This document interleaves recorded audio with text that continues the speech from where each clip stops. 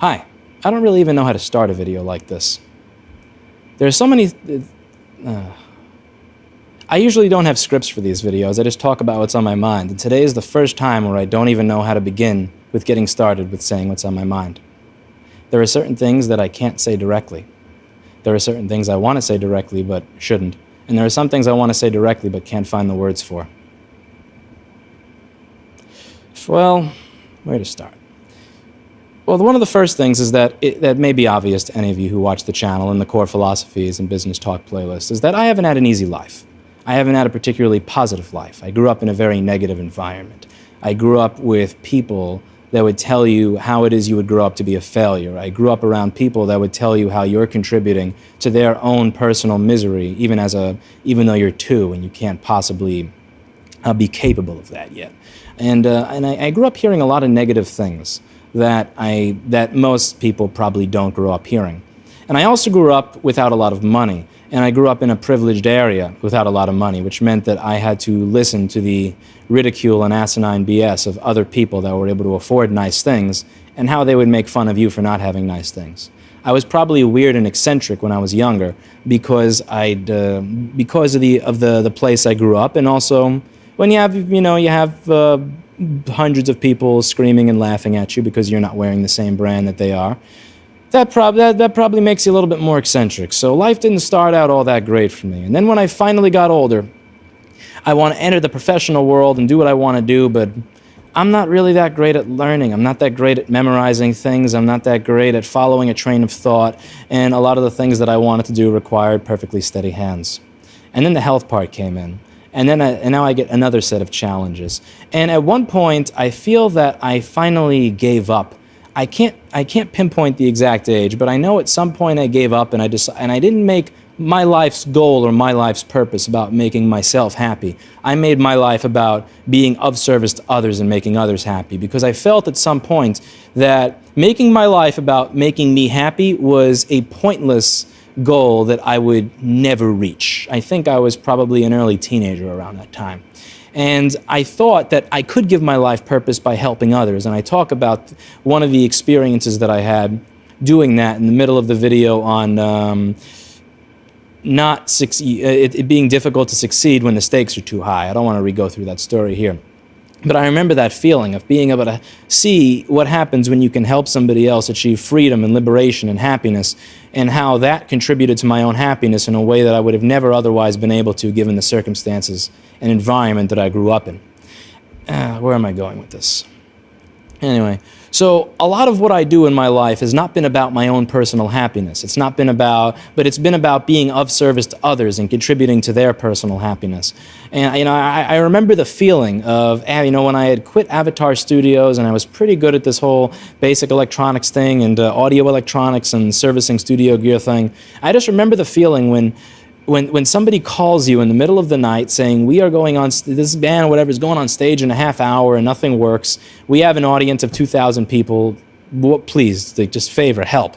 And being able to make something work again. And I remember it wasn't about the money that I was paid. Because as you can see, even as somebody who makes good money right now, again, I have ripped fabric on my walls. I have a table that I found on the street that I'm using as an ironing board.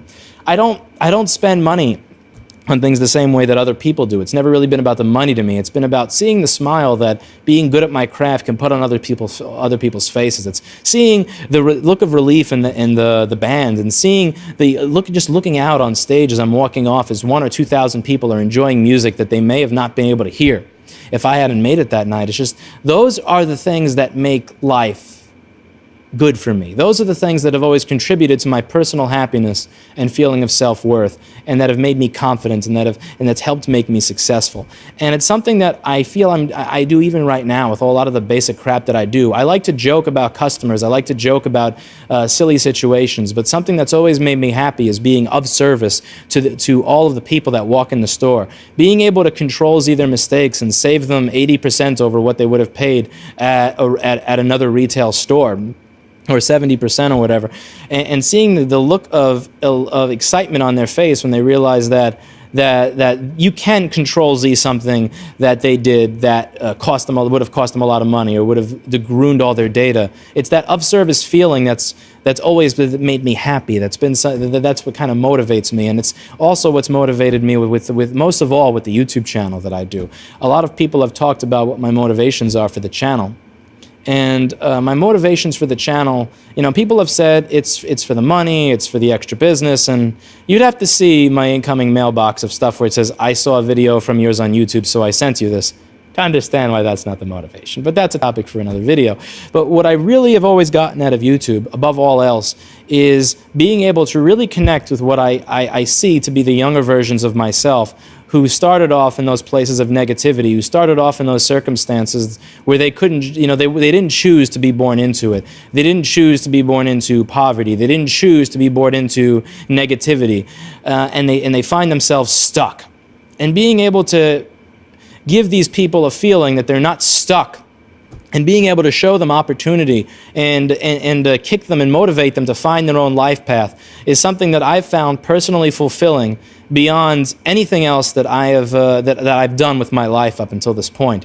And it's something that I want to thank all of you for contributing to, because if all of you did not take any of these videos and do something with them, if you didn't make things work again, if you didn't put smiles on customers' faces with them, if you didn't put smiles on the faces of your family when you're able to afford health insurance that you couldn't afford before that you can now because of the skill set that you use, then all of what I talk about would be worthless. If I didn't get 6-page letters in the mail from people who talk about how my video on depression helped them, it wouldn't mean as much.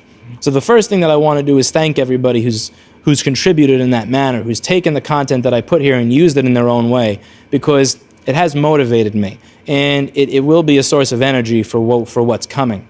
Now, before I get on with the rest of the video, I just want to talk a little bit about technology. I don't condone piracy. I don't endorse piracy in any way. I never would. But I have heard of these screen capturing tools. And I have heard of these screen capturing tools that they have that will capture whatever's on your screen, video and audio. And I've also seen these things that download videos on YouTube. What they do is they download a video that you see on YouTube, and it'll download it to your hard drive. And I've never used these utilities before, and I mean, I can't really endorse them. I've never been sponsored by it. I'm not sure the legality of it. You should definitely look that up yourself before you use any of these applications. But these are applications that I've heard that exist, and they will capture what's on your screen. So if there's, and the other thing I would kind of want to bring up to you is the finite lifespan that you'll find a lot of these channels on YouTube have. Sometimes content creators, sometimes they'll decide to stop making stuff and delete it. But what often will happen is that sometimes people who don't like the content creator, or people who don't like the content creator's business, for whatever reason, you never know why people may not like somebody else, but they'll file a claim. And if they have enough money, sometimes they'll be able to have laws passed that allow what somebody's doing to not be be on that gray area where they can have the content removed, and then maybe that person's business removed, and maybe that person's source of income removed. So it's something that I want you to think about, because a lot of the stuff that you see, you may appreciate the fact that you can come back tomorrow and watch it, but tomorrow you may not be able to come back and watch it. And at times like this, I'm genuinely happy that I've lived a difficult life up to this point. I'm glad that I know what it's like to watch a business that I spent years working on crumble in a matter of months, and to have all the money that it made and everything that I worked for destroyed. I'm glad that I've faced that. I'm glad that I know that feeling. I'm glad that I know what loneliness feels like. I'm glad that I know what poverty feels like. I'm glad that I know what negativity from people who you think are supposed to be in your corner, you think are rooting for you, who are supposed to love you. I'm glad I know what it feels like to have that negativity in such a strong way, because it's turned me into the type of person that I need to be for the challenges that I face starting tomorrow. Because if I were the type of person that grew up with a perfect life, if I were the type of person who grew up with everything handed to me, if I were the person that grew up around smiles and money and people who just wanted to be my friend for no good reason, and I had never known suffering, and I had never known misery, and I had never known isolation, and I had never known poverty, and I had never known anxiety, fear, or depression, then I may not be the strong type of person that I need to be to face what I have to face tomorrow. And there's nothing I'd like more than to be able to discuss with all of you what it is I have to face tomorrow. But I can't. But what I do want you to know is one thing, is that all the fighting that I'm going to have to do from this point onwards is not fighting that I'm doing from myself. It's not fighting I'm doing from energy that has to do with what's the word I'm looking for here? With, I guess, that instinct of self-preservation. It's not an instinct of self-preservation.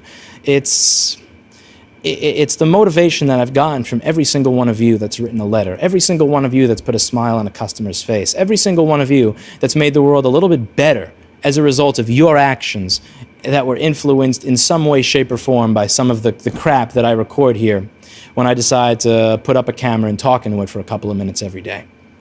All of your letters, all of your messages, all of your comments, and all the smiles that I've seen on the faces of people who are happy to realize that there are people that control their carelessness. That's what's motivating me to move forward. That's what's motivating me to fight a fight that I will probably lose, that will probably result in the dissolution of many of the things that I've worked for, that I've built, that, for all I know, before I even get done uploading this video, may be gone. So I just wanted to say thank you to each and every one of you. And I want you all to know that even if you don't see videos coming up in the future, even if you go to 186 First Avenue and you see a Benjamin Moore instead of a laptop repair store, that it didn't go away because I stopped caring about what I was doing, that it didn't go away because I wanted it to go away, that it didn't go away because it wasn't financially viable, and above all, that it didn't go away because I wanted to stop serving all of you, that it wasn't something that I had any say in. But I will be moving forward, and wish me the best of luck. That's it for today, and as always, thank you for watching.